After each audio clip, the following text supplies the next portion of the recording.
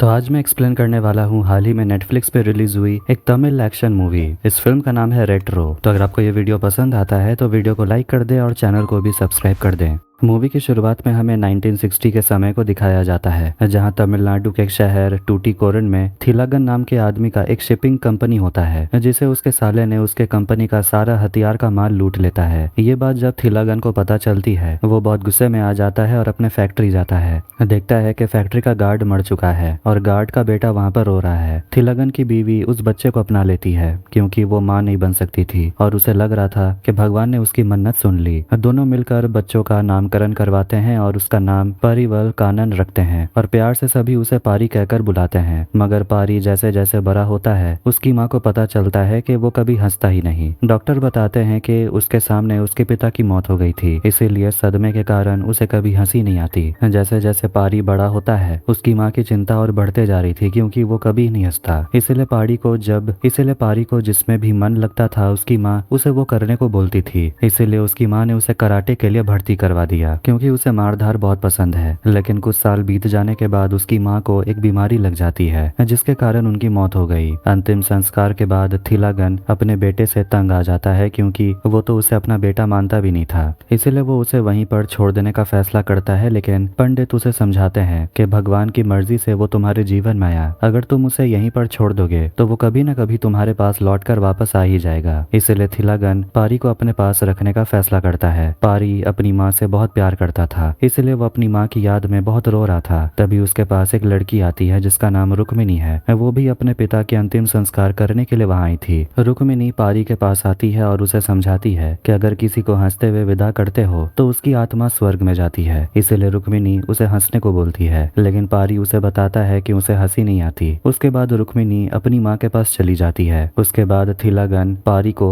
Train से अपने घर लेके जा रहा था, लेकिन ट्रेन के अंदर उसके साले के आदमी आ जाते हैं थिलागन को मारने के लिए। लेकिन तभी वहां पर पारी उन लोगों को देख लेता है और उन पर हमला करता है। क्योंकि वो कराटे सीख रहा था, इसलिए वो अपनी कराटे के तकनीक से सभी को मारता है। ये देखकर थिलागन हैरान था और पहली बार पारी को बेटा कहकर वो बुलाता है। इसके बाद हमें 1993 का समय दिखाया जाता है, जहां अफ्रीका में कुछ हथियार ट्रेन से भारत से लाया जाता है। जब अफ्रीकन माफिया ट्रेन को रोकते हैं, तब उन्हें पता चलता है कि उन्हें जो हथियार का माल मिलने वाला था वो गायब हो चुका था और ट्रेन के अंदर सिर्फ सड़ी हुई मछलियां हैं। इधर इंडिया में दिखाया जाता है कि पारी बड़ा हो चुका था, अब उसकी शादी होने वाली है। थिलागन अपनी पहली पत्नी के देहांत होने के बाद उसने दूसरी शादी कर ली है और उनका एक लड़का भी है जो फिलहाल अभी छोटा है। थिलागन अपने बेटे पारी की शादी से बहुत खुश था। इधर पारी जितने भी माफिया लोगों के साथ उनकी दुश्मनी थी, सभी के साथ वो मीटिंग करता है और उन लोगों को बताता है कल उसकी शादी है और उसके बाद वो अपने पिता के साथ काम नहीं करेगा क्योंकि वो ये सब मारधार उसकी पत्नी को पसंद नहीं। इसीलिए वो अपनी पत्नी को कहीं और ले जाके रखेगा। यहाँ हमें पता चलता है कि पारी रुक्मिनी से शादी करने वाला है। रुक्मिनी वही लड़की है जो पारी से बचपन में मिली थी। इधर फ्लैशबैक दिखाया जाता है, रुक्मिनी एक एनजीओ में काम करती है और वहाँ थिलागन का बेटा उस कुत्ते को लेकर आता है जो कि बहुत डरा हुआ था। वो बताता है कि उसका भाई कुत्ते को बहुत डरा के रखता है। वो लड़का पारी को अंदर बुलाता है और रुक्मिनी कुत्ते को पारी के हाथ में दे देती है। इसके बाद वो कुत्ता उसके कपड़े में टॉयलेट कर देता है। पारी अपना कपड़ा निकाल देता है और रुक्मिनी देखती है कि उसके पेट में त्रिशूल का निशान बना हुआ था। रुक्मिनी को याद आता है कि उसने पारी के पेट में त्रिशूल का निशान देखा था। रुक्मिनी समझ जाती है कि वही पारी है, इसीलिए वो उसके नाम से बुलाती है और हंसने के लिए बोलती है। पारी हैरान हो गया था और उसे भी पता चलता है कि ये तो रुक्मिनी है। दोनों एक दूसरे से गले मिलते हैं और धीरे धीरे दोनों में प्यार हो जाता है। पारी फैसला करता है कि शादी करने के बाद वो अपने पिता के साथ काम करना बंद कर देगा और आगे की जिंदगी हंसी खुशी रहेगा। इसके बाद हम प्रेजेंट डे का समय देखते हैं। पारी रुक्मिनी के साथ शादी करने वाला था और उसकी पूरी तैयारी कर चुका था। पारी अपने पिता को बताता है कि वो अब से उसके साथ काम नहीं करेगा और वो अपनी पत्नी के साथ अलग रहेगा। ये सुनकर उसके पिता हैरान हो जाते हैं। थोड़ी देर के बाद थिलागन पारी को छत में मिलने को बोलता है। थिलागन अफ्रीका से आए हुए हथियार के बारे में पूछता है। पारी बता देता है कि उसने ही वो सारे माल गायब किए हैं, लेकिन उसने कहाँ छुपा के रखा है वो नहीं बताता। पारी धमकी देता है कि वो चाहता तो वो अपने पिता और सारे लोगों को पुलिस के हवाले कर सकता था, लेकिन वो उन्हें अपना पिता मानता है, इसलिए वो ऐसा नहीं करना चाहता। ये सुनकर थिलागन गुस्से में आता है और उसे थप्पड़ मारता है। तभी रुक्मिनी आ जाती है और पारी को वापस नीचे ले जाती है। थिलागन अपनी पत्नी और अपने बेटे को घर जाने के लिए कह देता है और फिर से पारी को मिलने के लिए बुलाता है। थिलागन पारी को धमकी देता है कि अगर उसने नहीं बताया कि वो सारे हथियार कहाँ है तो वो उसकी पत्नी को मार डालेगा। सारे गुंडे पारी के ऊपर हमला करने लगते हैं और थिलागन एक चाकू उठाकर रुक्मिणी को मारने के लिए अंदर चला जाता है। पारी सभी के साथ लड़ने लगता है और थिलागन अंदर जाकर रुक्मिणी के साथ नाचने लगता है और अचानक उसके ऊपर हमला करने लगता है, लेकिन तभी पारी वहां पहुंच जाता है और रुक्मिणी को बचा लेता है और गुस्से में आकर थिलागन का हाथ काट देता है। थोड़ी देर के बाद वहां पुलिस पहुंच जाती है और पारी को गिरफ्तार कर लेती है और उसे जेल हो जाती है। पता चलता है कि रुक्मिणी अपने पिता को लेकर किसी दूसरे राज्य में चली गई है। इधर थिलागन अस्पताल में एडमिट था और वहां उसे मिलने के लिए मिनिस्टर धर्मेंद्र आते हैं। धर्मेंद्र थिलागन को समझाते हैं कि वो अपने बेटे को मारना चाहता है तो मार दे, लेकिन उससे पहले सारा हथियार कहाँ है ये पता करने को बोलता है, नहीं तो अगर एक भी माल कम पड़ गया तो देश की राजनीति हिल जाएगी। इसका मतलब यह है कि धर्मेंद्र भी ये सब चीज को कंट्रोल कर रहा है और उसके वजह से ये सारा हथियार भारत से अफ्रीका जा रहा है। थिलागन अपने आदमियों की मदद से जेल में खबर भिजवाता है कि उसके बेटे से पता करवाने के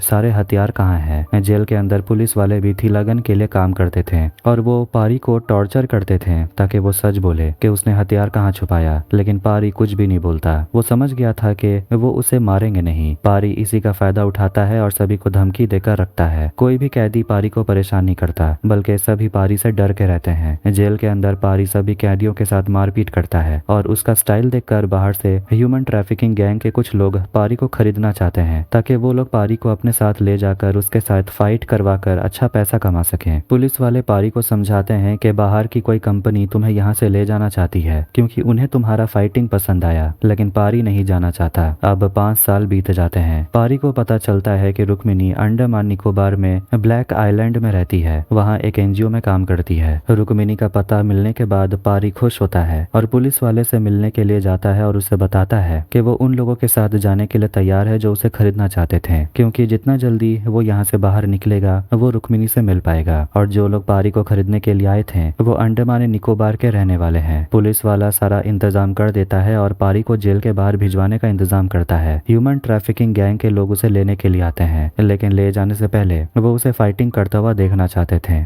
इसलिए वो लोग अपने आदमियों के साथ उसे लड़वाते हैं। इधर थिलागन को पता चल जाता है कि उसका बेटा जेल से भाग गया क्योंकि उसे भगाया गया है और उसे Andaman Nicobar human trafficking gang के कुछ लोग वहां से लेकर गए हैं। थिलागन उन लोगों के साथ मीटिंग करवाने के लिए बोलता है। तभी वहां एक आदमी आता है जिसका नाम है लाली चैपलिन है और वो एक हंसी का डॉक्टर है। उसका एक हॉस्पिटल भी है, हा हा हॉस्पिटल। लाली उन लोगों को परेशान होता हुआ देख उन लोगों के साथ बात करने के लिए आता है और बताता है कि वो एक लाफ्टर डॉक्टर है और कोई भी बीमारी अगर होती है तो वो हंसी के द्वारा उसे ठीक कर सकता है, लेकिन थिलागन उसे डरा के भगा देता है। लाली अपने क्लिनिक की ओर जाता है। तभी पारी के आदमी उसे मिलने के लिए आते हैं और उसे किडनैप कर लेते हैं। पारी लाली से मिलने आता है और उसे बताता है कि वो उसे लेकर अंडमान निकोबार के ब्लैक आइलैंड में जाने वाला है और वहाँ उसे हा हा हॉस्पिटल का एक ब्रांच खोलना होगा और वहाँ पारी लाली चैपलिन बन के जाएगा, यानी कि वो खुद डॉक्टर बन के जाएगा। पारी डॉक्टर को धमकी देता है कि जब तुम मेरे साथ रहोगे तब तक तुम्हारी फैमिली मेरे कब्जे में होगी। डॉक्टर ना चाहते हुए भी उसकी मदद करने के लिए राजी हो जाता है। पारी अपनी पूरी कहानी बताता है कि रुक्मिणी वही ब्लैक आइलैंड में है और उसे वापस पाने के लिए वो ये सब कर रहा है। ऐसे ही करते करते वो सभी अंडमान निकोबार पहुंचते हैं और वहाँ के अथॉरिटी से हा हा हॉस्पिटल खुलवाने का परमिशन लेते हैं। ये बात वहाँ रह रहे सभी लोगों को पता चल जाती है। यहाँ ये भी पता चलता है कि ब्लैक आइलैंड में राजा वेल मारिसी नाम का एक डॉन रहता है जो पूरे शहर में राज करता है। यहाँ उसके सामने किसी की भी नहीं चलती। सारे मंत्री और पुलिस उसके इशारे में काम करते हैं और वही यहाँ पर ह्यूमन ट्रैफिकिंग गैंग चलाता है। ब्लैक आइलैंड पहुंचने के बाद पारी को अजीब सा महसूस होने लगता है। इधर गैंग के लोगों को पीटने के बाद थालीगन उन लोगों को हॉस्पिटल एडमिट कर देता है। गैंग का आदमी धमकी देता है कि पारी को जल्द से जल्द ढूंढना होगा और उसे ब्लैक आइलैंड लेकर जाना होगा। इधर ब्लैक आइलैंड में पारी डॉक्टर बन के सभी गाँव वालों को हंसाने की कोशिश करता है। यहाँ में पता चलता है कि गाँव का कोई भी लोग हंसना नहीं जानते, यानी कि ये बीमारी गाँव के लोगों में भी है। लेकिन ऐसा क्यों है ये आपको मूवी के खत्म होने तक पता चल जाएगा। पारी सभी को हंसाने की कोशिश करता है लेकिन कोई नहीं हंसता। पारी घबराने लगता है, लेकिन तभी उसे रुक्मिणी दिखाई देती है जो डॉक्टर के जोक सुनने के लिए आई थी। उसे देखकर पारी भावुक होकर वहां से चला जाता है। पारी रुक्मिणी से मिलने के लिए आता है और उसे माफी मांगता है, लेकिन रुक्मिणी उसे कोई भी बात नहीं मानती और उसे यहाँ से चले जाने को बोलती है। डॉक्टर लाली चैपलिन पारी को एक आइडिया देता है जिससे कि गाँव के सभी लोग हंसने लगेंगे। अगले दिन जब पारी सभी को जोक सुनाने वाला था तब आधे से ज्यादा ज्यादा लोग बहुत ज्यादा एंजॉय कर रहे थे और हंसने लगते हैं, मगर उनमें से कुछ लोग ऐसे भी थे जिन्हें हंसी नहीं आ रही थी। फिर उसकी मुलाकात फ्रेडी से होती है जो गैंग वालों के साथ काम करता है। वो डॉक्टर को यानी के पारी से कहता है कि एक हफ्ते के लिए उसके लॉज में आकर हास्य का प्रोग्राम करें। पारी और डॉक्टर चैपलिन दोनों उसके लॉज में जाते हैं और सभी लोगों को जोक सुनाकर हंसाते हैं। प्रोग्राम खत्म होने के बाद फ्रेडी बताता है आइलैंड के अंदर एक जानवरों की डॉक्टर है और उसके साथ वो एक रात बिताना चाहता है। ये सुनने के बाद पारी को गुस्सा आता है लेकिन वो कुछ नहीं कर पाता। अगले दिन गांव के मंदिर के सामने हिरन को किसी ने गोली मार दिया था। रुक्मिणी हिरन को बचाने की कोशिश करती है लेकिन वो हिरन मर जाता है। रुक्मिणी को पता चलता है कि इसमें फ्रेडी और उसके गैंग वालों का हाथ है और वो पुलिस से कहती है उन लोगों को गिरफ्तार करने। तभी वहाँ पारी और डॉक्टर चैपलिन आ जाते हैं और मंदिर के सामने खड़े हो जाते हैं। फ्रेडी भी रुक्मिणी के सामने आ जाता है और कबूल करता है कि उसी ने हिरन को मारा, क्योंकि यहाँ बहुत सारे फॉरेन विजिटर्स आए हुए थे और उन्हें आज रात को हिरन का मांस खाना है, इसलिए उसे मारा गया। फ्रेडी रुक्मिणी को छूने की कोशिश करता है जिसे देखकर पारी गुस्से में आ जाता है और मंदिर का दरवाजा तोड़ देता है। वो मंदिर जड़ा मुनि भगवान का मंदिर था जिसे गांव वाले बहुत दिनों से खोलने के लिए विनती कर रहे थे, लेकिन आखिरकार पारी गलती से मंदिर का दरवाजा तोड़ देता है, जिसे देखकर गांव के सभी लोग भगवान की आराधना करने लगते हैं। पारी फ्रेडी से रुक्मिणी का हाथ छोड़ने को बोलता है, नहीं तो वो उसका सिर फोड़ देगा। फ्रेडी को ये सब सुनकर मजाक लग रहा था और उसे शाम के समय लॉज में आने को बोलता है ताकि वो उसे हिरन की बिरयानी खिला सके। पारी मन ही मन बहुत गुस्सा हो रहा था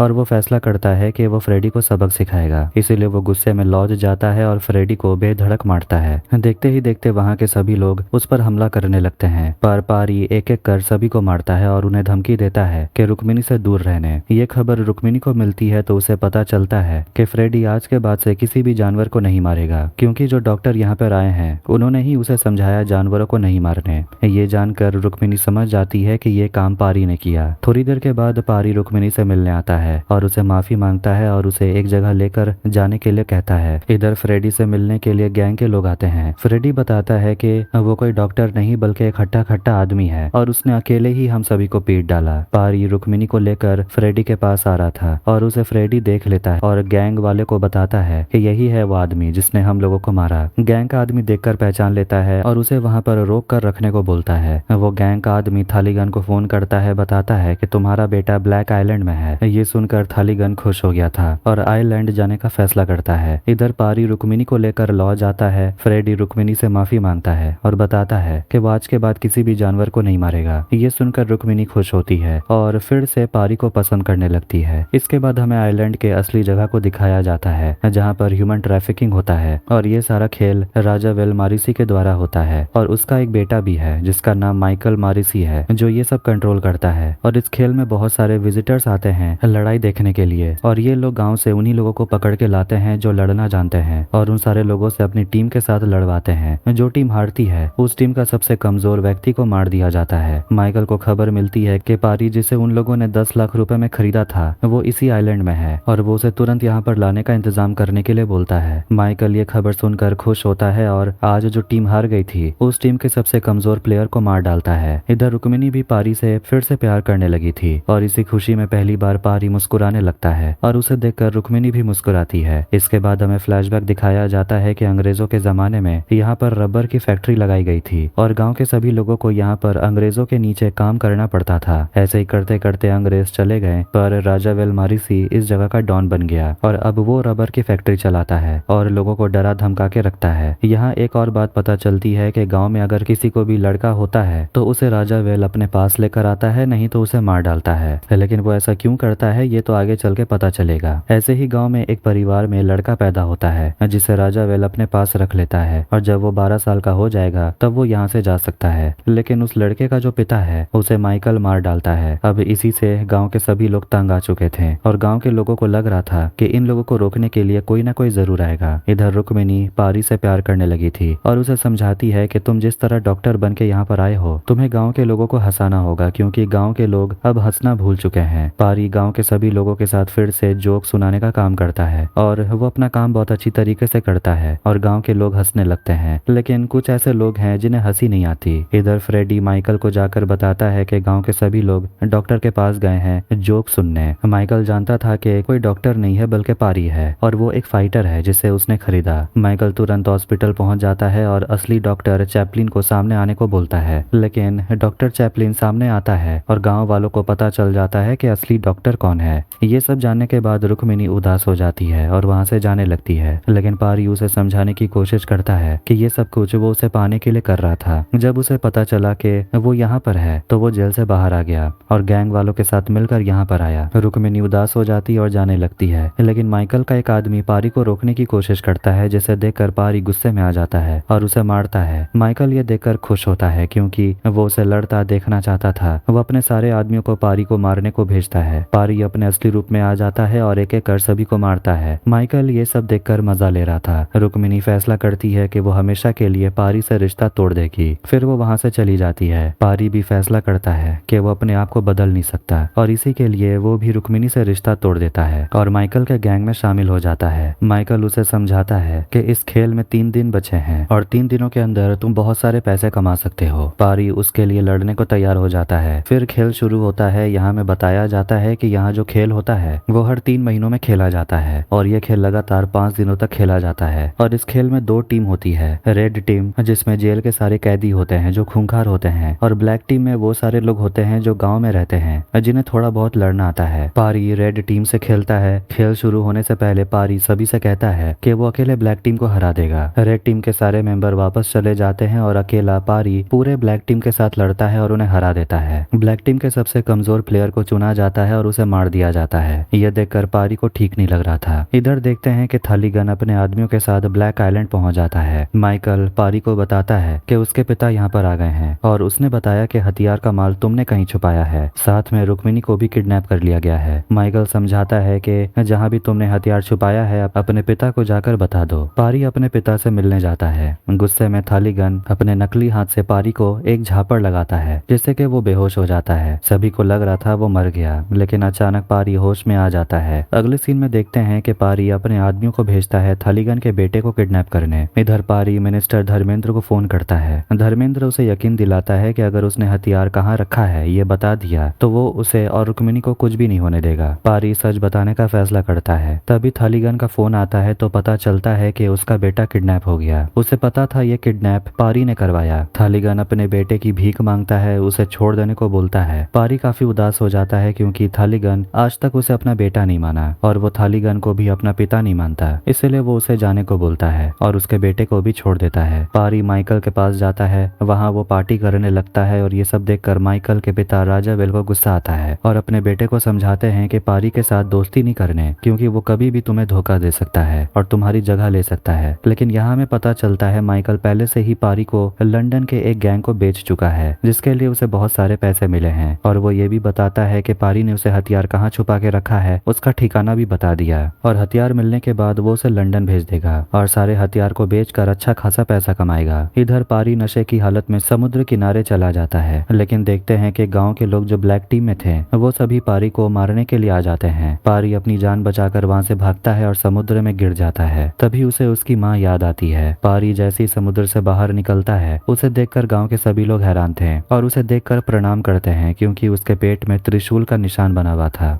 फ्लैशबैक दिखाया जाता है जहां बहुत साल पहले गांव के सभी लोग थोड़े थोड़े पैसे जमा करके त्रिशूल बनवा रहे थे जिसे उन लोगों ने राजा वेलमारिसी को भेंट दिया था। राजा वेल खुद त्रिशूल को भगवान को भेंट चढ़ाता है, लेकिन जब पंडित भगवान जड़ा मुनि की पूजा कर रहे थे तो भगवान खुद पंडित के शरीर के अंदर आ गए थे और राजा वेल की भेंट लेने से इनकार कर देते हैं और ये भी बताते हैं कि जिसके पेट में त्रिशूल का निशान होगा वही राजा वेल और उसके साम्राज्य को खत्म करेगा। तभी राजा वेल फैसला करता है कि गाँव में अगर किसी को भी बच्चा पैदा होता है तो वो उसे बंदी बना के रखेगा, नहीं तो उसे मार डालेगा। और वो ऐसा इसलिए कर रहा था ताकि उसे पता चले किसके पेट में त्रिशूल का निशान है, क्योंकि वो उसके साम्राज्य को खत्म करेगा। ऐसे ही करते करते जब कभी भी गांव में किसी को बच्चा होता था तो उसे मार दिया जाता था। लेकिन हम देखते हैं गांव में पशुपति और लक्ष्मी के घर में एक बच्चा पैदा होता है और वो दिन जन्माष्टमी का दिन था और उस बच्चे के पेट में त्रिशूल का निशान था। पशुपति फैसला करता है वो अपने बेटे को छुपा के रखेगा। पशुपति अपने बच्चे को पंडित को थमा देता है और उसे 20 साल साल तक छुपा कर रखने को बोलता है, लेकिन 20 साल गुजर जाने के बाद किसी को भी पता नहीं था कि पारी यहाँ कब आएगा। लेकिन आज पारी के आ जाने के बाद गांव वालों की उम्मीद जग गई है। पारी ये सब सुनकर हैरान था और वो पहली बार अपने माता पिता से मिलता है। अगले दिन फिर से दोनों टीमों में लड़ाई शुरू होती है। इस बार पारी रेड टीम के खिलाफ लड़ता है। पारी एक एक कर सभी को मारता है और आखिर में रेड टीम को हरा देता है। माइकल सबसे कमजोर इंसान को मारने को बोलता है। पारी फैसला करता है आज वो 2 लोगों को मारेगा,